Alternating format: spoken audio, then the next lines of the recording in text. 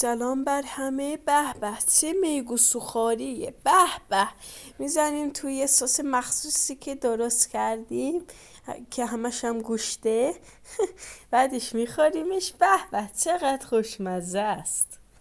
میگو سوخاری دلت میخواد؟ پس بیا بریم درستش کنیم.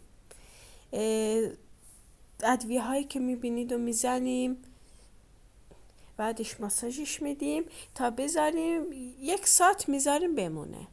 بعد 1 ساعت برشون میداریم و 3 تا برش از وسط میزنیم.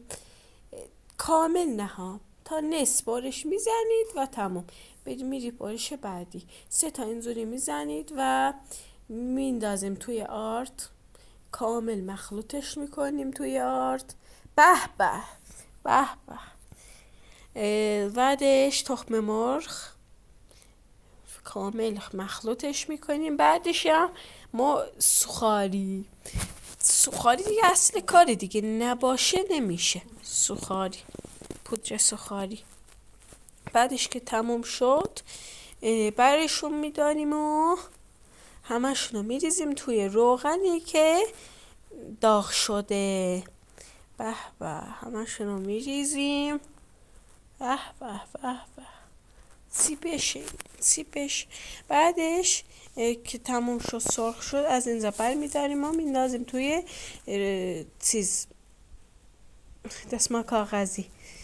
سسایی که میبینید و میزنیم تا سس مخصوص رو درست کنیم. این نمک هم میزنیم، پودر سیر. بس چه سوسی بشه این، چه سوسی. فلفل قرمز میزنیم.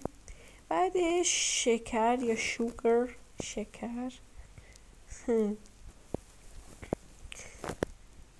بعدش هم آب میریزیم. من یکم زیادی ریختم، لطفا یکم کم بریزید آب.